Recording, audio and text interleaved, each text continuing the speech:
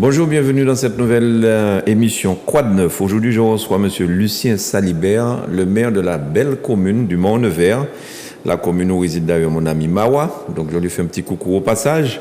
M. Lucien Salibert, maire de cette belle commune, qui a aussi exercé le métier de banquier. Bonjour Monsieur le maire, merci d'être avec nous. Bonjour Monsieur Granier, merci de m'avoir invité. Bonjour à tous les amis, je dis des amis de Zouk TV. C'est avec plaisir. Un petit bonjour aussi à mon frère de lait, Mawa. Mawa. Jacques Michelin. Jacques Michelin d'Imawa qui habite le Mont-Nevers. Voilà. Mont-Nevers, de toute façon, c'est une ville où habitent beaucoup d'artistes. Oui. Parce que je rappelle que Polo Zine Terrella, oui. Anderson Bagoé, Max Gancé. À l'ombre d'un géant. Son dernier album, c'était sur la pochette, c'était marqué à l'ombre d'un géant. Ouais. Max Gancé. Ouais.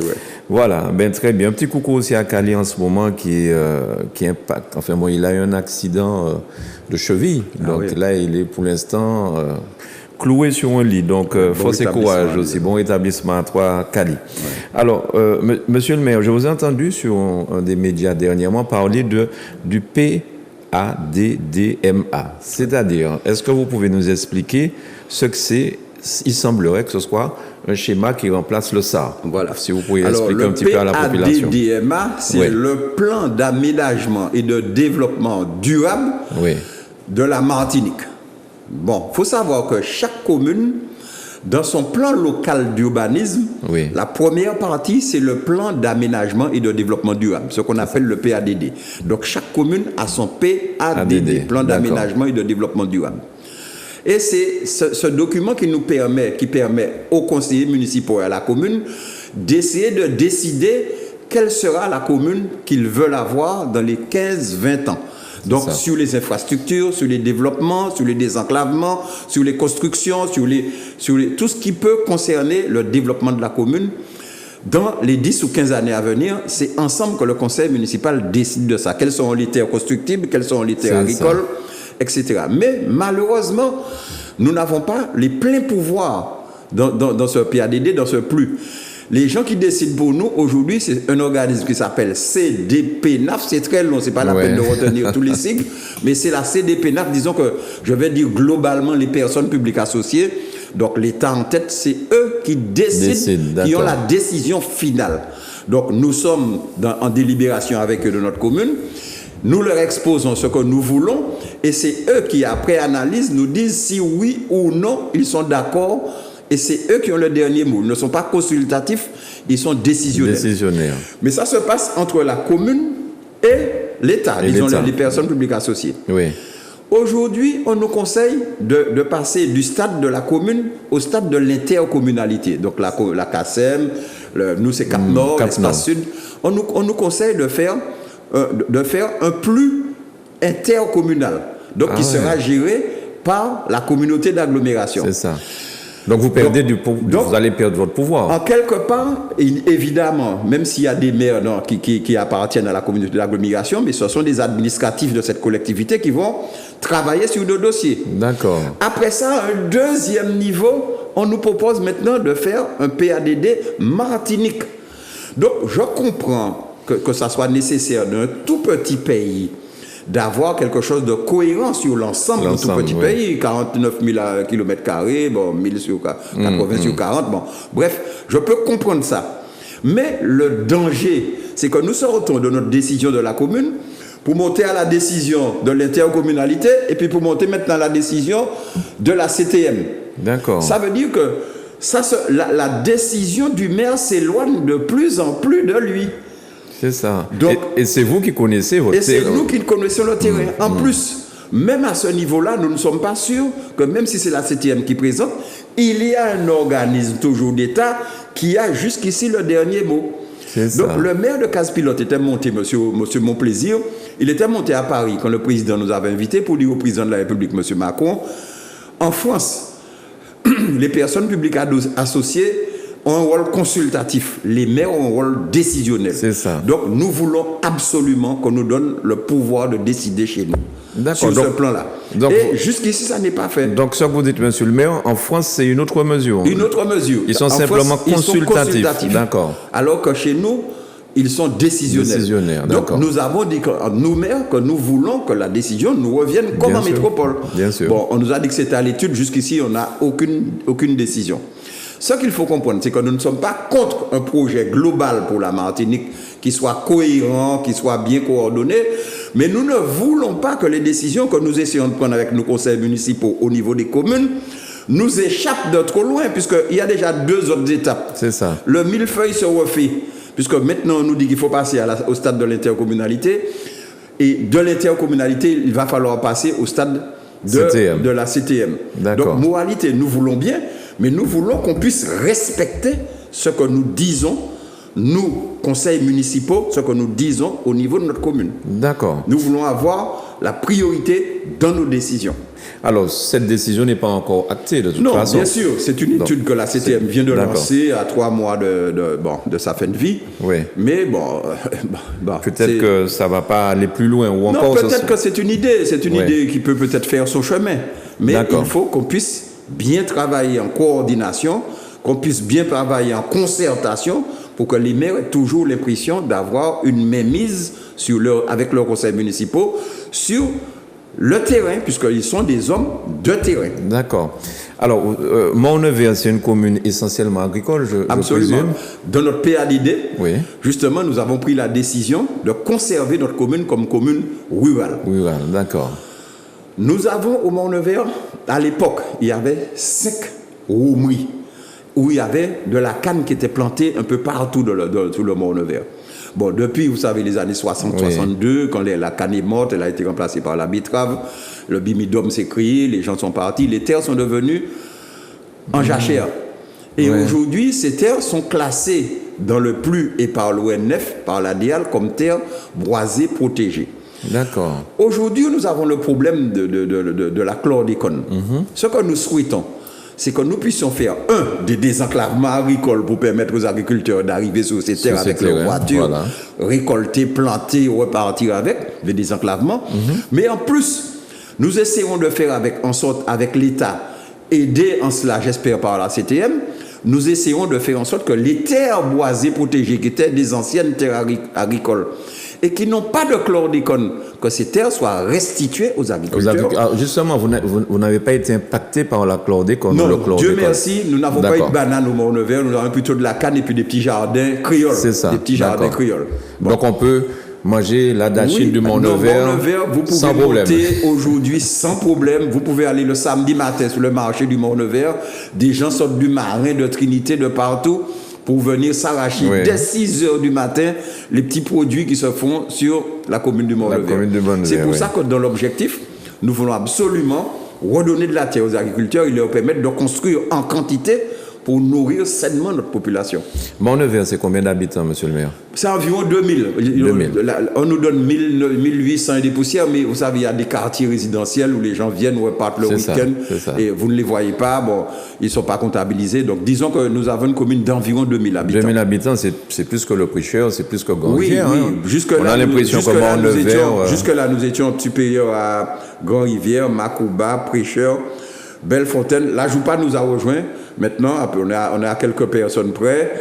Et puis, Foncé-Denis. Donc, nous sommes là, en termes de population, la 6e ou la 7e commune maintenant. Alors, dernièrement, l'État se serait trompé et vous aurez octroyé une certaine somme qui se sont pressés de vous réclamer. Est-ce que vous l'avez rendu déjà ou bien est-ce que vous l'utilisez pour les choses essentielles dont vous avez besoin dans la commune?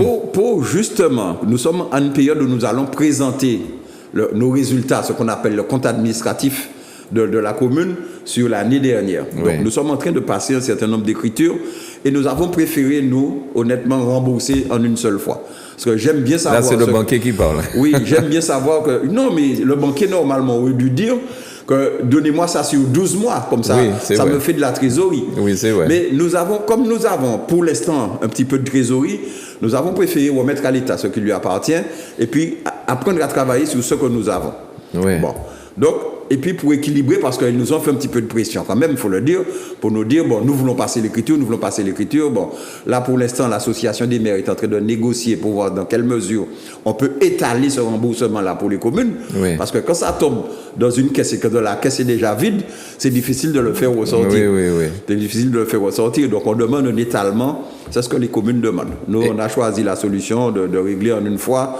Comme ça, on n'a plus ça sur la tête, on a d'autres choses à gérer. Bon, parce que les dettes, quand vous les conservez, il faut quand même les payer. Il faut quand même les payer, oui. Bon. Alors, est-ce que l'État tend l'oreille pour cette demande-là de lever le pied un petit peu? Je trouve honnêtement que l'État nous a dit, d'accord, je vais essayer de vous conserver vos ressources. Mais ce n'est pas la conservation qu'il faut. Ce qu'il faut, c'est vraiment nous permettre de retrouver les fonds que nous avons déjà dépensés pour le Covid. Le président de l'association des maires en parlait dernièrement, et c'est vrai, nous avons dépensé pour les gels, nous avons dépensé pour les masques, nous avons dépensé pour la circulation dans les écoles, pour les inscriptions, pour les toilettes, nous avons dépensé toute une série de sommes, pour les portages de repas, pour les visites à domicile, pour les transports des personnes handicapées. Nous avons dépensé toute une série de charges, et je trouve que l'État aurait pu nous laisser une partie de cette somme pour compenser un petit peu les dépenses que nous avons eues. Oui. Vraiment, on aurait dû faire ça. Alors, dernièrement, on a aussi parlé de votre belle commune pour une histoire de terrain, semble-t-il. Des gens qui... Enfin bon, je préfère encore que ce soit vous, monsieur le maire, qui donniez des explications sur ça. Je vais vous dire ça en 2-3 mots, c'est simple. Nous avons une municipalité en 1985, en 1985, qui a décidé de désenclaver un quartier qui s'appelle le quartier Montjoly. Ça fait Montjoly, Hurillon, Bernadette. Pourquoi? Parce que c'est un quartier, nous passons un endroit qui s'appelle la Butte, où on a déjà eu des glissements de carrière, qui ont déjà tué même un jeune déjà. Et de l'autre côté aussi, du côté de Bernadette, on a eu de gros glissements de terrain. Donc depuis longtemps, bien avant moi, 1985, c'était à l'époque de monsieur le curé Lafayette Méry, ils ont décidé de faire cette route de désenclavement. Et qui c'est qui a géré pour eux cette affaire? C'est la région d'Antan et la Chambre d'agriculture qui ont géré le problème. Avec, évidemment, tous les participants, tous les riverains qui ont cédé, chaque riverain a cédé l'assiette de la route pour la municipalité. À l'époque, la région et la Chambre d'agriculture se sont contentés de ça. Et ils ont fait une première partie de la route. D'accord. Pour arriver justement jusqu'à chez Madame Delvy, qui aujourd'hui conteste le reste, comme il n'y avait pas d'habitants plus loin, le reste a été empiré pour permettre aux agriculteurs, parce que les raisons sont doubles. Premièrement, la sécurisation de toute la population du Montjoly, mais la deuxième, c'était la mise en valeur des terres qui sont extrêmement... Même Madame Bérisson a trouvé que cette terre était excellente, c'est une très belle terre. Donc aujourd'hui, comme ça fait partie de notre PLU, ça a été inscrit au PLU depuis 2018 en plus. La deuxième partie qui nous a été financée par la région d'Antan. Mais la première partie donc, est arrivée jusqu'à chez Madame Delvy. Elle n'a pas trouvé à redire, puisque c'est son grand frère qui avait signé en 1985, qui avait signé la cession de l'assiette à la route pour arriver chez eux, devant chez eux.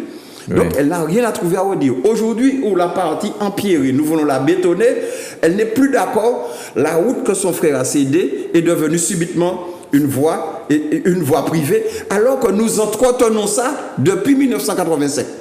Donc, lorsque la région nous a cédé, nous a fait le financement pour pouvoir bétonner le reste de la route, nous avons lancé le marché et aujourd'hui, l'entreprise est attributaire du marché. Elle est montée au créneau pour dire qu'elle ne veut pas que le reste de la route se fasse. C'est vraiment... Alors qu'il y a une population derrière qui attend et qui aujourd'hui nous dit nous sommes avec vous, monsieur le maire, parce que c'est trop important ce que vous voulez faire. Elle ne veut pas que la route continue, simplement ce qu'elle dit. Elle dit que c'est une voie privée, mais surtout ce que ça va la déranger. Monsieur Granier, quand même, c'est de l'égoïsme, c'est de l'inconscience. En plus, cette route, elle sera la première à l'utiliser. Ça va donner de la valeur à son terrain. La CTM aujourd'hui, qui a été alertée, puisque cette dame travaille à la CTM a été alertée du problème. Elle m'a demandé un titre de propriété. Donc, ce que j'ai fait, je suis allé voir tous les conseillers d'antan. Je suis allé voir un notaire et je suis allé voir tous les conseillers d'antan pour leur dire, bon, maintenant ça fait 36 ans que nous avons. La région qui, à l'époque, avait financé avec ces documents-là, la CTM aujourd'hui ne veut pas financer avec les mêmes documents. Donc, ils m'ont demandé d'avoir un titre de propriété, ce que j'ai fait avec un notaire, puisque vous savez, après 36 ans d'utilisation, donc, et puis avec toutes les preuves à l'appui, les financements de la région, les financements de la Chambre d'agriculture, la maîtrise d'œuvre, etc. Donc, j'ai eu le titre de propriété avant même de lancer mon marché auprès de l'entreprise. Oui. Donc, l'entreprise aujourd'hui a tout ce qu'il faut. La CTM a viré les fonds parce qu'elle a constaté que maintenant, tout est en règle. Maintenant, madame a décidé qu'elle bloque avec sa fille, qu'elle bloque le chantier auprès d'elle. Donc, je suis obligé, pour des choses utiles à la population, je suis obligé d'aller convaincre, aller prendre un avocat pour demander à cette dame de libérer la route pour le bien de la population du Mont-Nevers. Et pour son bien à elle, parce que je suis sûr qu'elle sera la première à l'utiliser. Et ça va donner peut-être plus de valeur à son terrain. Mais forcément, son terrain aura plus de valeur. Elle va rentrer beaucoup plus rapidement chez elle. Les agriculteurs pourront utiliser leur voiture pour accéder à la route. La population, en cas de pépin, pourra utiliser cette route comme voie de désenclavement pour arriver sur Fort-de-France. Enfin, c'est d'utilité publique. À la limite, M. Gagné, je vais jusqu'à vous dire que si je n'avais pas éventuellement le titre de propriété, j'aurais pris une déclaration d'utilité publique, ce qu'on appelle une DUP, pour avoir, parce que ça ne concerne que 40 mètres, il faut savoir, hein. Parce qu'on a fait la route arrivée chez elle, mais manque de peau, on n'a pas fait sous les 40 mètres. Parce qu'après, c'est déjà une deuxième propriété.